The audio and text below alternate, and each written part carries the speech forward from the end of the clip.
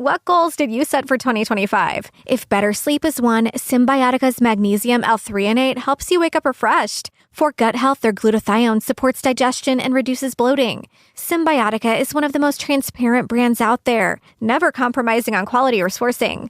Their products are free from seed oils, preservatives, toxins, and artificial additives, something you can taste and feel in every packet. Go to Symbiotica.com and use code iHeart for 20% off and free shipping. That's Symbiotica.com, code iHeart. Hey, it's Bobby Bones with some exciting news. Open booking is here for the Top Shelf Country Cruise, setting sail February 2026 aboard the luxurious Celebrity Reflection. Spots are filling up fast, so book your stateroom today or sign up to become a lineup insider to receive the final lineup 48 hours prior to the public. Don't miss your chance to make February 2026 unforgettable. Visit TopShelfCountryCruise.com. That's TopShelfCountryCruise.com.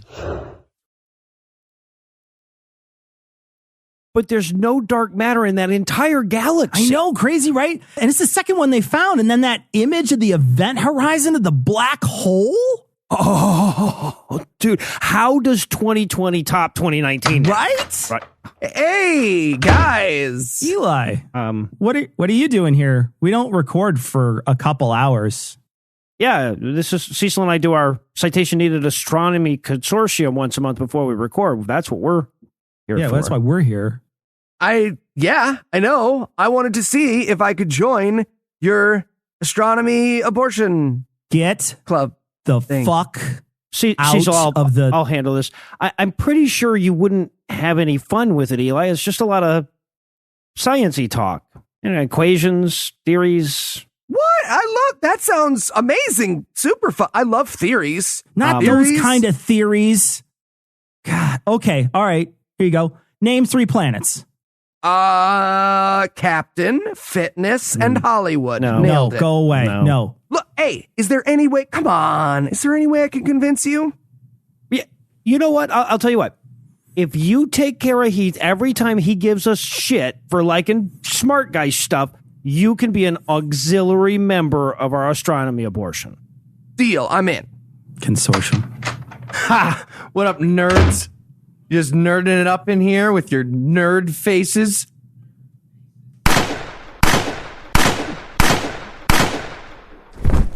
How's that? You're in. Yeah, okay. Awesome. Okay, so now Cecil and I were just discussing how 2020... Now I can sexually harass people unpunished. Finally. Okay. I should have seen that coming. Okay.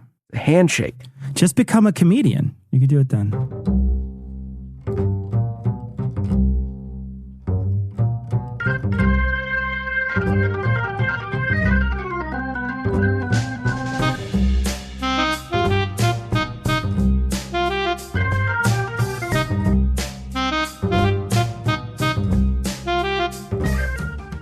Hello and welcome to Citation Needed, a podcast where we choose a subject, read a single article about it on Wikipedia, and pretend we're experts. Because this is the internet, and that's how it works now. I'm Heath, and I'll be your Sherpa up Mount Ass Planet. And joining me are 3 of the models from the North Face's Mountaineering Husky section, Eli, Tom, and Cecil. When the other sections have something for me to pet, I will go there. I've told you this. I don't know, not so much a model in that section as like the mannequin. Like, put me in one of those big fluffy coats, I freeze up like the kid from A Christmas Story. I wish I was like a tauntaun, then I could just stick the whole pizza in my stomach and bypass the whole chewing thing. No, that'd be tired. Boring. Little Caesar's next step. The only way to consume Little Caesars, let me tell you. And also joining me is the guy whose hiking trail name is Improves with Rage. Please welcome Noah. And I'm still dealing with a nicotine withdrawal, so this afternoon I hiked the Appalachian Trail. That motherfucker, my bitch. So tell us, Tom, what person, place, thing, concept, phenomenon, or event are we going to be talking about today? All right, today, Heath, we will be talking about Uranus. And I haven't heard the whole episode yet, but I'm guessing also the importance of a high-fiber diet is in there. So vital. Excellent. And Noah, much like me, Uranus retentive, Are you ready to nerd-splain Uranus? Dude, I was born to. Excellent. So, Noah, I feel like somebody has to ask this for every topic you pick. Why are we going to spend a whole episode talking about Uranus? Okay, that's fair. Okay, I got to be honest. Personal guilt is motivating this one. So back on episode 127, the one that Cecil did about the Voyager program, I talked about how disappointed I was when they first sent back the pictures of Uranus's featureless bullshit surface. And then I got to thinking, man, this poor planet got saddled with a butt name, no good moons. It took us thousands of years of stargazing to notice. It got ignored for centuries, even after we did see it. Then it got named after a god who got his nuts chopped off by his son. Does it really need my shit on top of all of that? Okay, so you're doing this entire episode as nerd penance. Nerd penance. Yep. Okay. Well, great. It's nice to know Noah has sympathy for one gas giant. Okay, Eli, I've told you before, first of all, it's an ice giant, and second, you cannot have fart breaks during the record. But I need to prepare. I don't want to talk about it. We're not having this fight on air. They're not all farts. All right. Well, last time I hosted, I said the words, "Tell us about castration." So I guess this all tracks. Tell us about Uranus. If I had a nickel. I pronounce it Uranus, but yeah, that's fine, I guess. Great. There's going to be a lot of that, isn't there? Just a whole lot of that. Yeah. Yes, lots. Yes. Love very I mean, much. the root is Latin, but the Greek is Uranus. No, so it's Cecil, just, no. Yes, Cecil. Yes. Tell me about yes, the Greek I'm with pronunciation. lock eyes with me, Noah. Yes. All right. And to be clear, I also always pronounce it Uranus, except for the purposes of this episode, because it's you the only didn't way. always pronounce it that way. 7th grade Noah pronounced it the way. Oh, yeah, no. Okay, yeah, Tom does. I'm with you. Okay, 11th grade and on, I pronounced it. I pronounced it Uranus as well. But for the purposes of this episode, you became all adulty in 11th grade. I'm no exceptions. I was serious when I was 16. Fuck you. all right. So Uranus is the 7th planet from the sun. It's either the 3rd or 4th largest planet in the solar system, depending on whether you're measuring by radius or mass. Yeah, well, when it comes to Uranus, doesn't the radius depend on the mass? Generally. All right. You goddamn well better hope so. Okay, that's my one. That's my one. So That's not my one. No, you're going to have 7 or 8. You keep doing that. All right. So that it has planet. Go ahead. All right, so it has the coldest planetary atmosphere with a minimum temperature of 49 Kelvin. That's negative 224 Celsius, negative 371 Fahrenheit. So fucking cold that when you say the temperature, it doesn't really matter which one you're using. It sits comfortably about 1.8 billion miles from the sun on average. It's a little over 19 AU, and takes about 84 years to complete a full orbit. Lazy. It was discovered by William Herschel in 1781, and it's named after an ass in the second person. It's an asshole in the second person in a text or in an Eli script, actually. You are anus. No, yeah. That's true. Yeah. Yep. I fucking hate that. Just why? How hard is it to write those letters? Are you serious? Apparently very hard. All right, Use periods in your texts too. What the fuck? Not a girl. So I optimistically wrote in my notes here, let's get the name thing out of the way. I don't think that's going to happen. I should just stop my recording now then. No, Just go ahead and right. Sign off. So I guess let's just dive all the way in, shall we? So I'd like yes, the correct pronunciation is Uranus. Yes. That is the fucking name they gave to the planet. Now, Uranus is also an acceptable pronunciation. No, disagree. Sure. It is not. No, it is. Uranus is perfectly Now, fine. that is the one astronomers prefer, right? Because they get fewer piss jokes than ass jokes. Again, I disagree. No, I can do both. Don't challenge me. Well, Don't no, start a I'm fight with you you. can't win. I'm with you, Tom. Don't start a pee fight with Tom. I have been preparing for this I my learned that whole the hard life. Well, I'm totally with you, Tom. It is not our fault they named it after an ass, and we are under no obligation to help them cover up their mistake. Look, the naming is really easy. There's a golden rule. Uranus. That's the golden rule. Follow it. I just love that the nerds all got together to be taken seriously, and that's the solution they came up with. All right, guys, we need a name for the planet that doesn't make us the butt of every joke. Obviously, You said butt. Oh, seriously, Steve. Okay, this is the problem. This is your problem. Sorry. Okay, yes, Alan? Alan? Yeah? Well, I was thinking, because it's also based on the Greek Uranus, we could call it Uranus.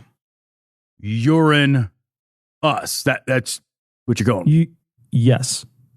We called a meeting to try to stop people from making fun of our planet. Your suggestion for a new name is Urine. Us. Uranus. Yes.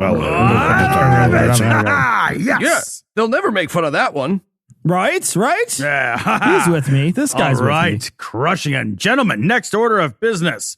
Are we like all molesting people and getting away with it? I certainly am. That's the whole point. That's why you're an astronomer. So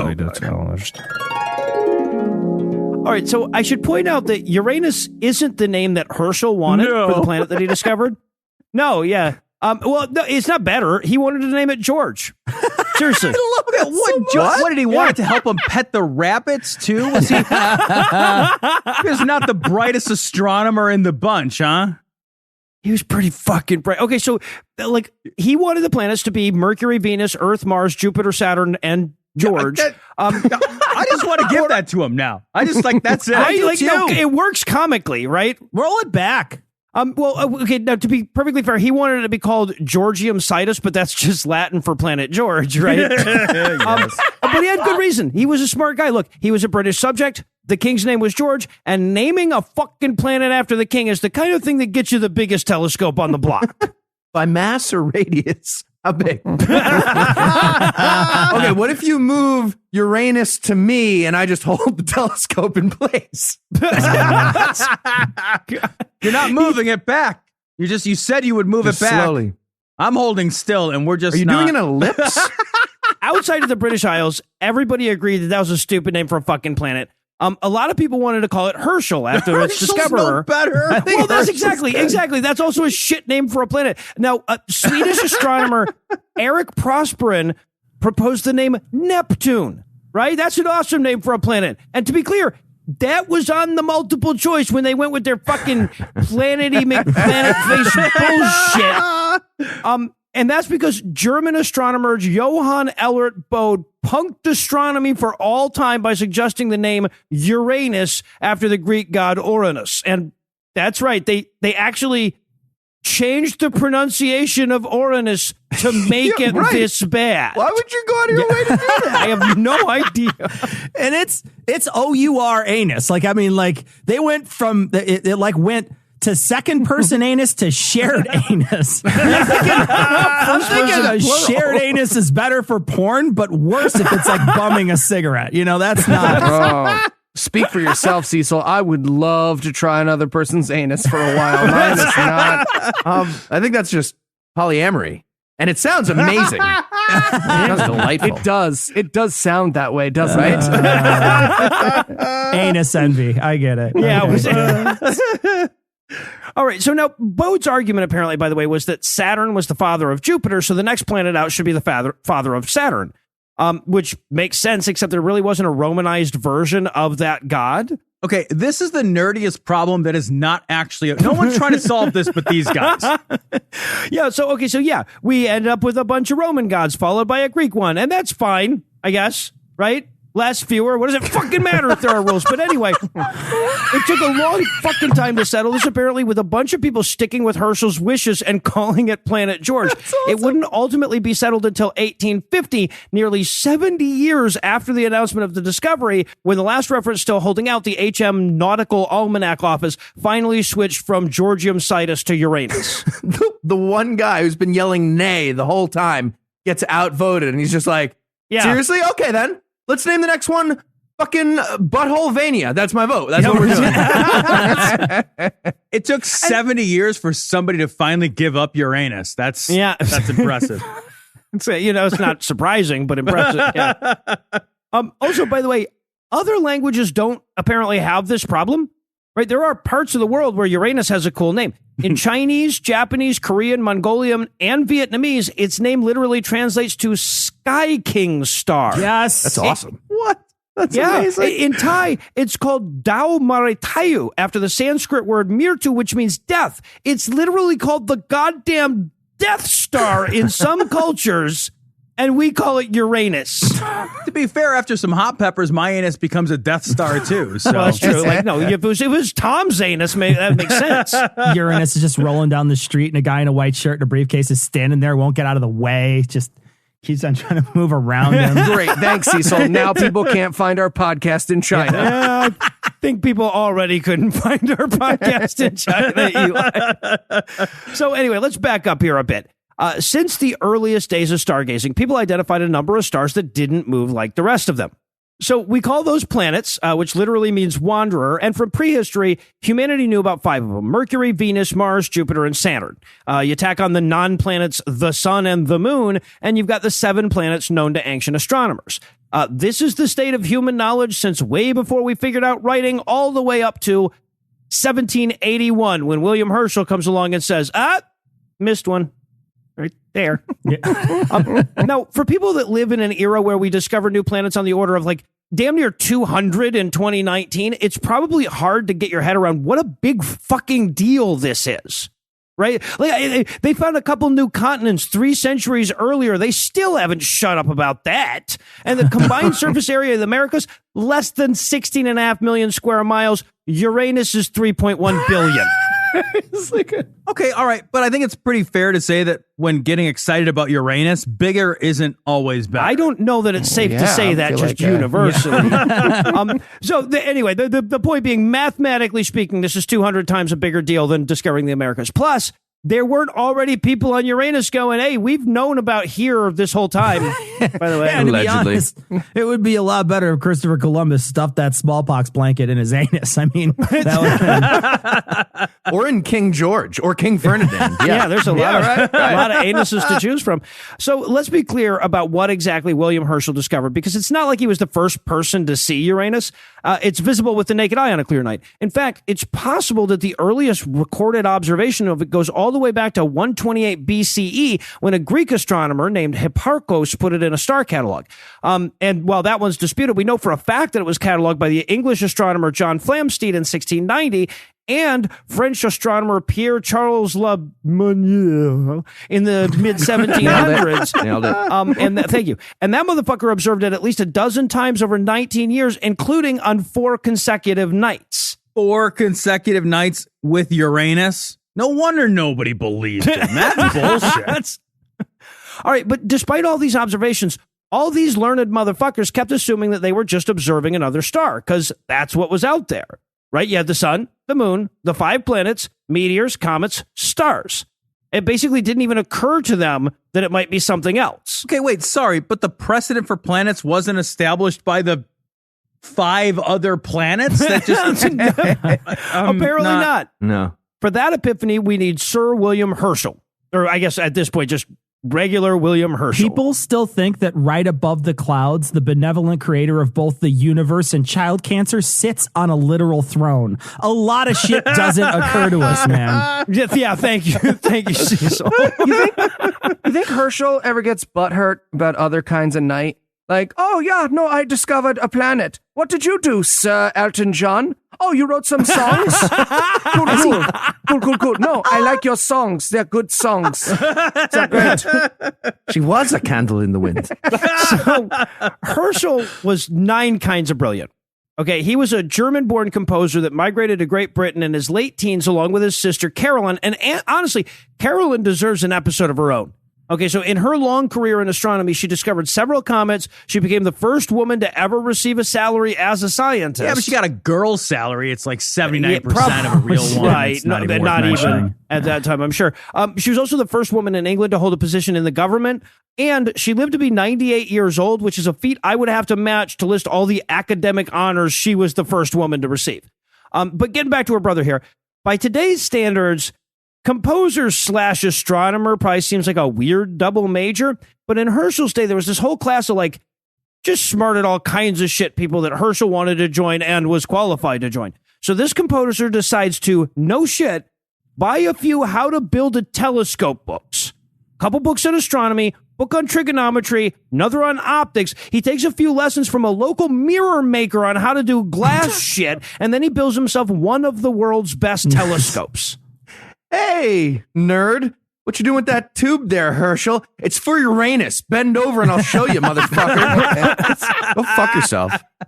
I mean, generally, Uranus is still only visible with a well-placed mirror, so it makes sense. Yeah, well, and he needed two. So, yeah, right. That's... All right, so he starts looking at stars and doing homegrown trigonometry, I guess, and he takes particular interest in double stars.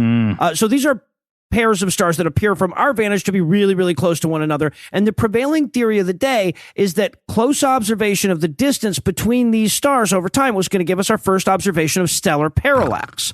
If you remember the Tycho Brahe episode, that is the relative movement of the stars as the Earth swings from one side of the orbit to the other. And it's basically the holy grail of heliocentrism at the time. Oh my God, I miss the Etruscans so bad right now. See, this is oh what my you God. get. This is what you get, Tom. Where is an Etruscan? Did they have swords? but- The Etruscans had a lot of swords. They right? had astronomy. They didn't know about Uranus though.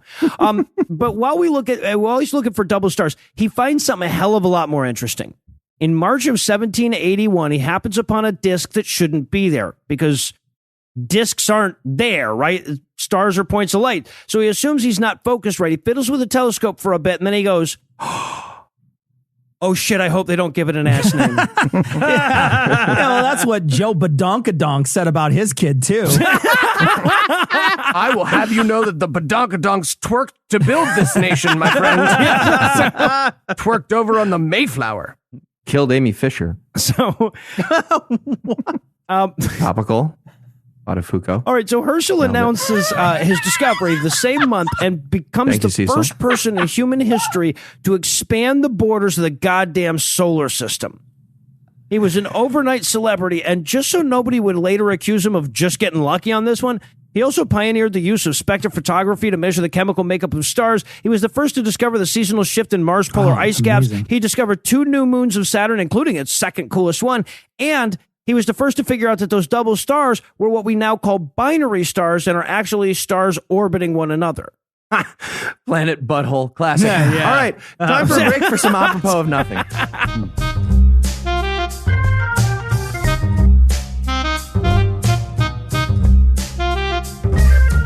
You wanted to see me, Mr. Herschel? Ah, yes, Jenkins. Come on in. I want to show you my new discovery. Oh, by golly, Mr. Herschel, with a mind like yours, I bet it's amazing. Indeed it is, Jenkins. Indeed it is. It's a planet we never knew existed. It's a what? A planet, Jenkins. A faraway world. Oh, that's right nifty, isn't it? You seem disappointed. No. That's real cool, Mr. Herschel. Jenkins? Well, it's just like, you're one of the smartest blokes around, ain't you? Well, I don't know about that. But And, I'm you okay. know, here we are in the year 1781. The year of our Lord. Right. So you can't think of anything else you might want to focus on inventing or discovering right now in 1781, Mr. Herschel? Well, I'm also working on a way to find out what stars are made of based on colors. Cool. That's a right neato discovery you've made, Mr. Herschel. Neato? Today in the year 1781. Yeah, well, thank you, Jenkins. Thank you. So, how's your sister? Oh, she died of preventable illness for lack of clean water. Oh, bummer. Yep, real bummer. I hate you guys. I Real hate you bummer. guys. I hate Science you both. also fixed the fucking water thing. Right?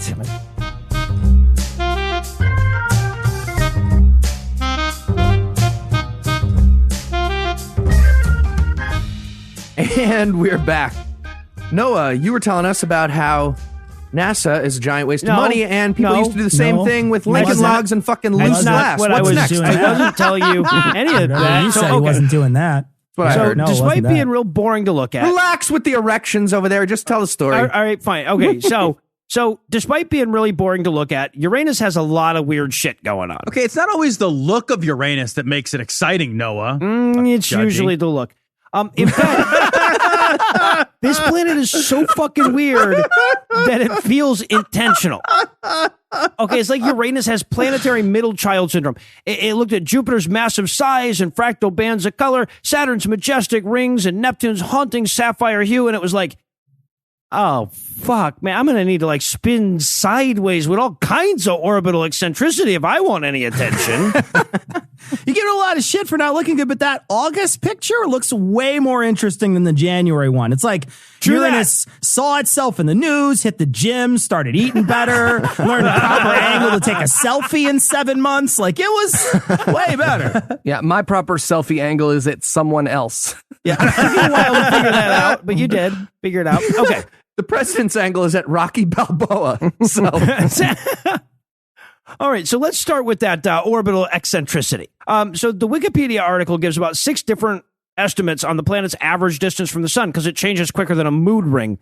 Okay, mine just says hungry. Is hungry a mood? It always says hungry. I think it counts. I think that counts. So at its closest, or perihelion, Uranus is about 1.7 billion miles, or 18.3 AU from the sun. At its furthest, or aphelion, it's about 1.86 billion miles, or just over 20 AU. That's an orbital eccentricity of 160 million miles. So for comparison, if the Earth did that, its orbit would swing from well inside the orbit of Mercury to well outside the orbit of Mars. And by the way, poor Uranus didn't even get credit for that until pretty recently. Up until 2006, we still considered Pluto a planet. Never forget. Yeah, forget. And its orbital eccentricity is nearly 3 billion miles, which makes Uranus's 160 million seem pretty modest in comparison. But Pluto isn't a fucking planet. What's more, it didn't used to be a fucking planet. We used to think it was a fucking planet, but we were wrong, and eventually we admitted that. And if you're one of those people who's still resisting that change, I want to remind you how kindly history looks on people who refuse to accept that the sun was no longer a planet. Yes, right? Percival Lowell said Venus had dark spots and spokes, started a search for Pluto, and said there were canals on Mars. Not a stellar astronomy career. No, Stellar. We were not mad because Pluto crushed it. wasn't a planet anymore. We were mad because you nerds emailed us that you had changed your mind in 2000 goddamn 6. Yes. Yeah, maybe check your goddamn work before you have us memorize something next time. We got to do a whole new. Now it's fucking Mvemja's son. On to the axial tilt. Yes, finally, the axial tilt. Jesus. So if any planet is going to spin sideways, it shouldn't be the one named after your ass. Okay, if you can't rely on Uranus to get creative, you're barking up the wrong planet. That's all I'm saying. Fair. But yet it does, right? So most noteworthy characteristic of Uranus is its 97.77 degree axial tilt. And that's as defined by prograde rotation, by the way. Prograde. Right. Yeah, if you want to know what that means, make a note of that ask one. the dude who plugged it into the wiki article as though they just clarified something. I don't fucking know. Yeah, it's weird. The original edit there in Wikipedia was about the Spanish Inquisition wasn't that bad if you think about it. But then somebody else switched it out. Clarified. Switched it out. All right. So consider what this would mean, though, if you were on Uranus. No, I literally can't begin to do this, Noah. But you can consider it. You can imagine it. Not. So near the solstice, one pole faces the sun continuously and the other faces away. There'd be a narrow strip at the equator that would still get a relatively rapid day-night cycle, but even then the sun would just hang super low in the horizon. So basically, if you were anywhere else, you'd get a 42-year day followed by a 42-year night. Cool. All right, just going to put a quick review on Yelp. This is important. Yeah, right. Go ahead. No, yeah, in case you need to know this stuff. Now, there are still a number of theories as to why Uranus sits on its side like that. Okay, dumb question, but how can a thing shaped like a ball ever be on its side? No, that's a great question. So it's the spin, right? So it's spinning on its side. But the front runner right now, Can't even picture it. is the idea that during the early formation of the solar system, an Earth-sized protoplanet probably smacked into it before careening away or exploding. And perhaps the weirdest thing about that axial tilt is that astronomers still refer to one side as the South Pole and the other side as the North. Uranus Santa's just hanging out. Protoplanet crashes down. Blam. What the fuck? All right. Are we moving now? I don't. How does this work? Is it relative to the sun, the origin of the thing? I don't know. okay, I can't. yeah, Eli can't even picture a spinning ball. I don't know what to do. All right, so now here's the most fucked up part, though. Because the axial tilt is more than 90 degrees, that means that the original South Pole is now considered the North Pole, which means that technically this planet spins in retrograde. All right, so unlike Jupiter and Saturn, which are classified as gas giants, the butt planet is an ice giant, which seems like a huge missed opportunity. But regardless, it's an ice giant. And we can't really say for certain what its internal structure looks like, but the standard model suggests that there's a rocky core in the center, a little more than half the mass of the Earth's, surrounded by an icy mantle over top that takes up the bulk of the planet. But icy mantle is a deceptive term. It's not like the ice planet of Hoth down there or anything. There's no well-defined solid surface that you could ride a tauntaun over. So if you dropped into Uranus... Nope, gonna need a little more prep work than that. This is not a casual stop, Noah. See, at least that one you can picture. The atmospheric gases would just get denser and denser until they crushed you. Huh. Hey, Eli, really quick. How much of that phrase, gases would get denser and denser until they crushed you, would you say you understood? Crushing is bad. Okay. All right. So, It is. I'll wrap it up. I'll wrap it up. Okay, fine. Got the gist. Also, by the way, technically speaking, Uranus has rings, 13 of them at the last count, but they're the mall-bought wedding bands of planetary ring systems. Unfair. I mean, it's kind of cool that they spin sideways, especially since sometimes we're looking at the planet pole on and we don't generally get that view of Saturn, but still, they're made of extremely dark particles, so it's not like they're even trying. I just got an Oculus Quest, and I'm pretty sure I can POV fuck Uranus on this thing. Jesus. Pretty sure? I did. I'm pretty sure because I did. You can do that. Oh, okay. Okay, Heath, All right. POV fucking planets on your Oculus Quest cannot be your every interjection from now on. Yes, it can. Okay. Sorry. So Uranus also shepherds 27 known moons. So I just got an Oculus Quest. Oh, Jesus. I'm pushing right through. Speaking of which, I just got an Oculus Quest. You could do some cool pushing right through. All right. So I didn't know this until I read the wiki, but apparently all of Uranus's moons are named after characters from the works of either Shakespeare or Alexander Pope. And I'm dying to know how Pope got in there, right? Like, I want to know how Shakespeare got in You're there. going to run out of Shakespearean characters, but fine. Shakespeare and Alexander Pope. His work can go on the fridge too. Eli, really quick. Sorry to keep bothering you for these questions, but remind me what Alexander Pope wrote again. You're a scholar of literature. Christianity. Because Pope is in the name? Because Pope is in the Because Pope's in the name. Okay, all right. Okay. So the 5 biggies amongst the Uranian moons are Miranda, Ariel, Umbriel, Titania, and Oberon. But they're only biggies compared to the other 22. Its largest moon barely has half the radius of Earth's moon, right? And just in case that wasn't enough to take all the wind out of Uranus's satellite pride, the wiki pisses on him with this quote, "The Uranian satellite system is the least massive among those of the giant planets. The combined mass of the 5 major satellites would be less than half that of Triton, the largest moon of Neptune, alone." End quote. Ring shaming, moon shaming. This is a planet positive show, Noah. I'll have you know. Planet positive. I can't lose you, Cecil. You're the only one on my side.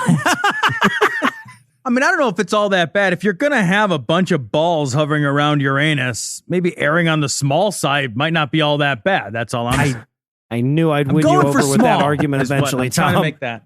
Size of the balls around Uranus. All right, so as if to validate my overall hypothesis that Uranus is a gross disappointment to all that have ever known it, Okay, did you take a poll about my... Okay, I co-funded one. So the last subheading before the wiki jumps the ship of reason entirely and starts talking about astrology and shit is titled Exploration, and it offers what might as well be the planet's epitaph. Quote, "In 1986, NASA's Voyager 2 interplanetary probe encountered Uranus.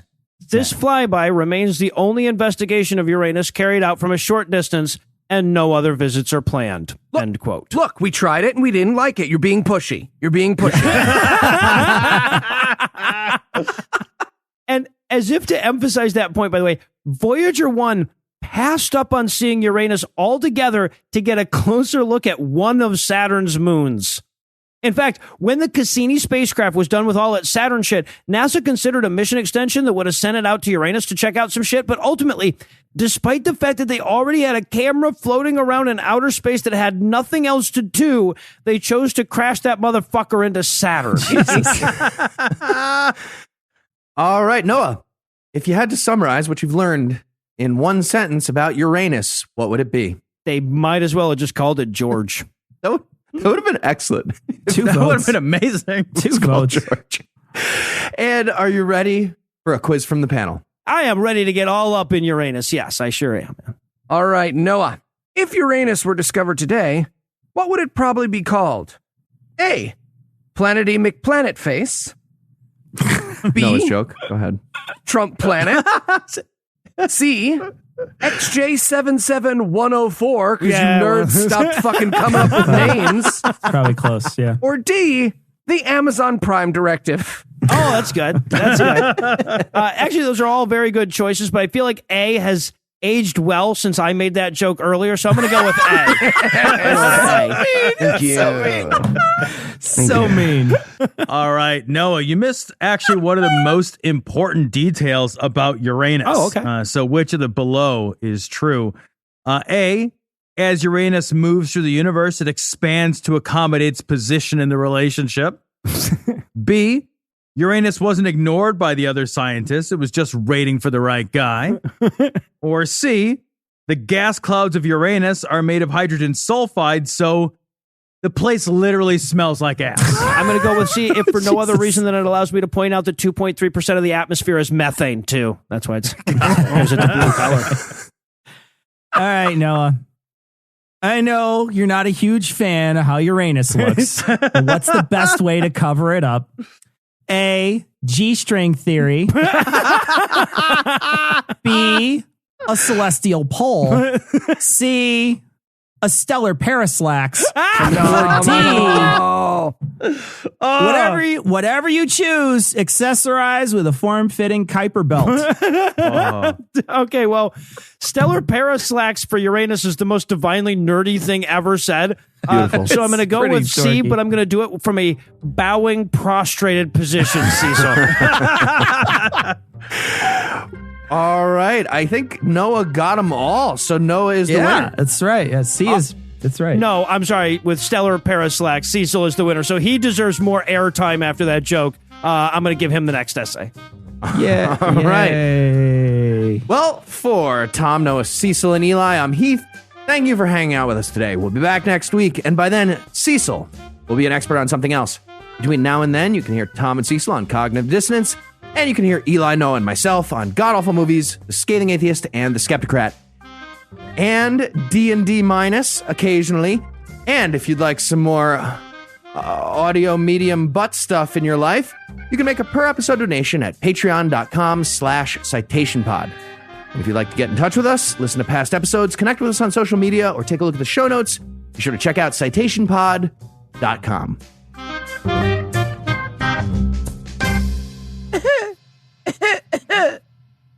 Jenkins, I came as soon as I heard. Oh, that's right good of you, Mr. Herschel. Right good.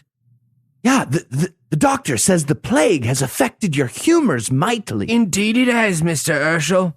It's just too bad that's what we know about medicine right now. Here in 1781. 1781, year of our Lord. A real pity. Yep. Yeah. Well, listen, Jenkins. I know you've always thought my tinkering a bit impractical. I get that. What? No, Mr. Herschel, your work is right. No, it's all right, Jenkins. It's all right. Because I've discovered something quite incredible. You have? I have, Jenkins. And it will change the world. Oh, Mr. Herschel, before I die, tell me what it is. I have discovered the seasonal shift in Mars's polar caps. Oh, that's really neat, Mr. Herschel. Super neat. Yes. Oh, did you guys want me to join in on your little circle jerk here? Did you want me to say the line? Because you guys are doing such a good job of jerking each other off. I didn't want to interrupt, Are you done, or should I say the line? Or I'll just skip it. It's fine. I'll skip it.